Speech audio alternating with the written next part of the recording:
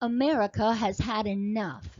Here is the truth. The fake news media and the CCP has lied over and over again, drenching America with propaganda against our president. America has had enough. Here is the truth.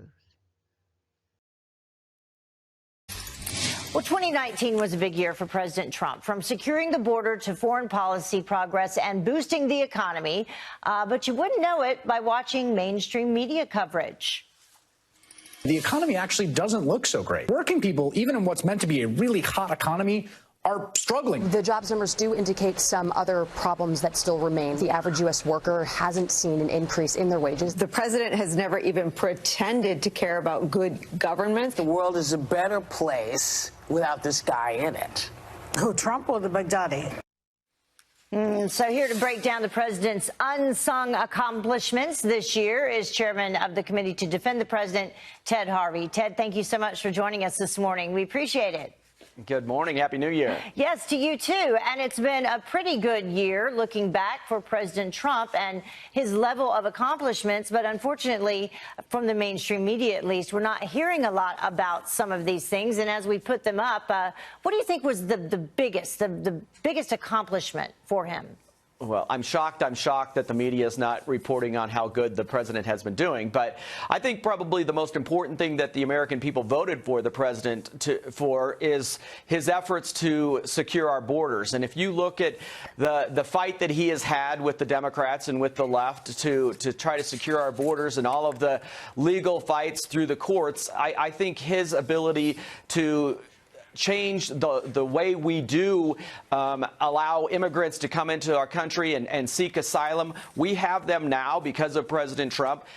They have to go to the Mexican side of the border and then go through the entire legal process before they can seek asylum. And literally that is closing down the borders, because before they would come across, we would have the ability just to say, OK, come back when your court hearing is up. And they would go into the populace. They would never come back, and we'd never see them again. And that allowed millions and millions of people to come here illegally.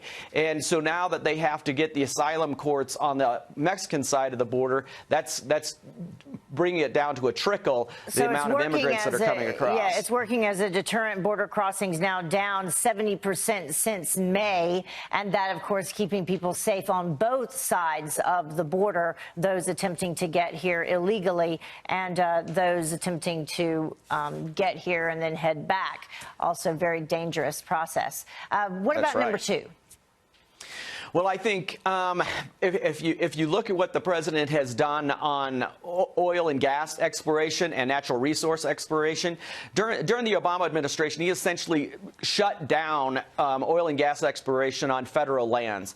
And since then, since Trump got in, he has allowed exploration on federal lands. We have seen our natural reserves being to the point where we're now a net exporter of energy across the world.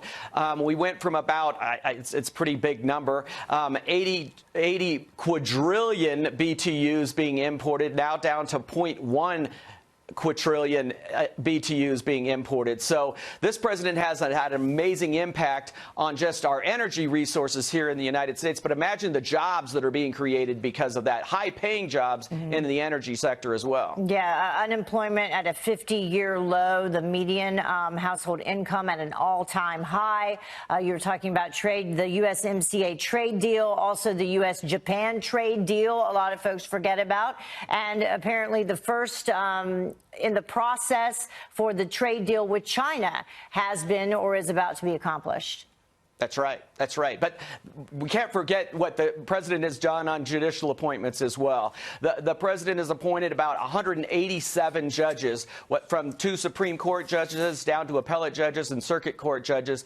He has put in more in place than about all the other presidents in the history of our country, and he's just done it in 3 years. That's going to have a generational impact on America in the way they interpret the courts for years and years to come, because they're lifelong appointments. Yeah, and don't forget the Dow closing at a record high 22 times. It has been quite a year.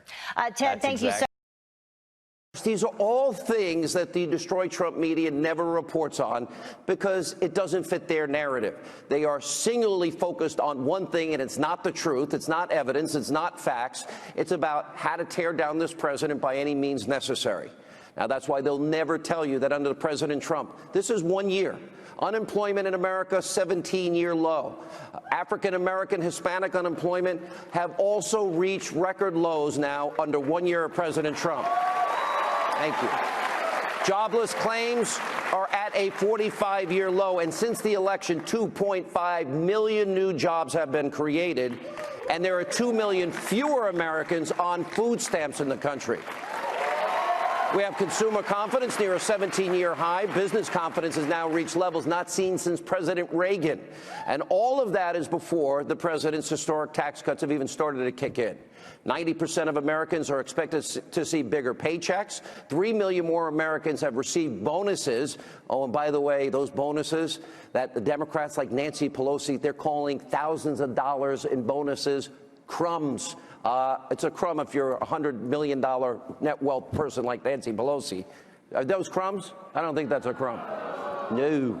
All right. Also, on the economy, President Trump is reversing what was a precipitous decline that we witnessed under 8 disastrous years of failed Obama policies. President Trump is cutting regulation at a historic rate. We're eliminating 16 for every new regulation enacted. Look what it's done for the energy sector alone. ISIS has been crushed because he has allowed the military to do their job. We are now rebuilding the military. Thank you. And the president's demanding that the border wall be built in any immigration legislation. Now, if a Democrat had accomplished half of what President Trump has at this point in their presidency, the liberal media would be trying to put this individual on Mount Rushmore. They want Obama on Mount Rushmore, in spite of his failure. But we also have those in the media in this country. That's not how they operate. Now, for over a year, the news media, colluding with, of course, liberals in this country and basically advancing their agenda, they have been hyperventilating over what we have exposed so far as a hoax, a conspiracy, a fabrication. And that is, they created about Donald Trump and Trump-Russia collusion, even though the media knows there's no evidence to prove any of this is true after nearly 18 months. There is zero evidence, but yet look at the disgraceful coverage you get every single night from your so-called mainstream media. A dizzying 24 hours in the Russia investigation, no longer just inching toward the president. This morning, it is more like careening. I think this is a potentially more dangerous situation than Watergate, and we're at a very dangerous moment. And that's because we are looking at the possibility that the President of the United States and those around him during an election campaign colluded with a hostile foreign power to undermine the basis of our democracy. Donald Trump is afraid. A political hurricane is out there at sea for him. We'll call it Hurricane Vladimir, if you will, the whole Russian thing. This is evidence of willingness to commit collusion. There's outright treason. I mean, there is no question that what he is doing is giving aid and comfort to the enemy. Tom Friedman said the election hacking is at the caliber of a Pearl Harbor or a 9/11. Do you agree with that? I completely agree with that. Donald Trump now sits at the threshold of impeachment. Let me get the reaction.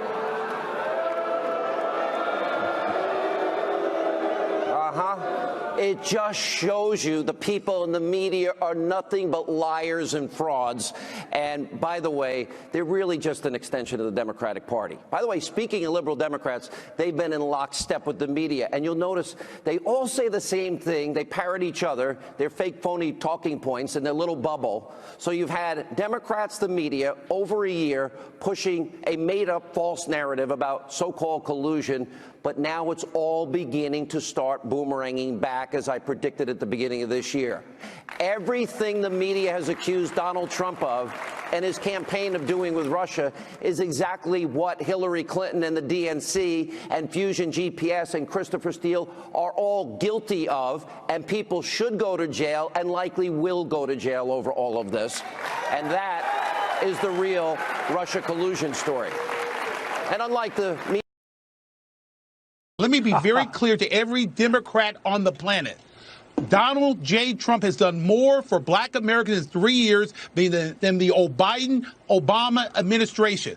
The reason why I'm here right now, the reason why I'm voting for Donald Trump is because Joe Biden went on national radio and said, if you vote for Trump, you ain't black. That is insulting. That is racist. Biden is the racist. And what is amazing is you have another dinosaur, Jim Kleinberg, who uses terms like Nazis and Gestapo. He needs to retire. That is insulting to the people who suffered during the Holocaust. So you have these old, outdated Democrats who are still trying to pander to blacks. Blacks reject this. And with the crime going on in these Democratic cities, it's insulting. Donald Trump is the only person who can resurrect these Democratic cities and save them from the lawlessness. But let's be very clear. Joe Biden is the racist, not Donald Trump. Kudos where kudos are due. And here the vice president and the president responded very quickly. So I want to thank them for that. I'm a Democrat independent. Voted for Obama both times, maintained equilibrium, and I just, and then this last one, I voted for neither. When the Mueller investigation turned up what it didn't turn up, and my party has been riding this guy's back for years. I mean, more than 2 years. And I was part of that. See, I really honestly thought that there was some real problems there. Now it comes out by our own people that there was no truth to it. And now my ex-party is backpedaling like crazy. I honestly believe that Mr. Trump is going to reveal a lot to the nation. I'm very anxious to see our country be upright. To get back into, instead of everything doom and gloom all the time, getting things back up again. I will vote Trump 2020. If this thing goes like it looks like it's going to go, they got me 100% behind them. So. Bush's failures, this is my belief, my opinion, I think Bush's failures put Obama in office, and I think Obama's failures and Hillary's failures put Trump in office. What he did for his constituents in promising the things that he promised he was going to do, he's done them. I mean, I'm not a Trumper, okay, but I'm telling you, he's done the Supreme Court. He just has done what he said he was going to do, and you can't ask for no more than that. Dr. Fauci, let me ask you a question. You've been doing this a long time. Have you ever seen this big of a coordinated response by an administration to such a threat, a health threat? Well, we've never had a threat like this, and the coordinated response has been, there are a number of adjectives to describe it. Impressive, I think, is one of them. I mean, we're talking about all hands on deck. Is that I, as one of many people on a team, I'm not the only person, since the beginning that we even recognized what this was, I have been devoting almost full time on this, almost full time. I'm down at the White House virtually every day with the task force.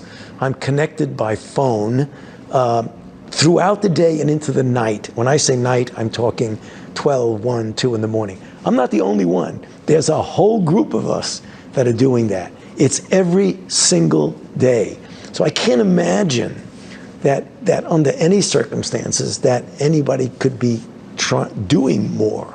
I mean, obviously, we're fighting a formidable enemy, this virus. This virus is a serious issue here. President Trump is recovering from the coronavirus, and so is America. Together, we rose to meet the challenge, protecting our seniors, getting them life-saving drugs in record time, sparing no expense. President Trump tackled the virus head-on, as leaders should. I can't imagine that anybody could be doing more. We'll get through this together. We'll live carefully, but not afraid. I'm Donald J. Trump, and I approve this message.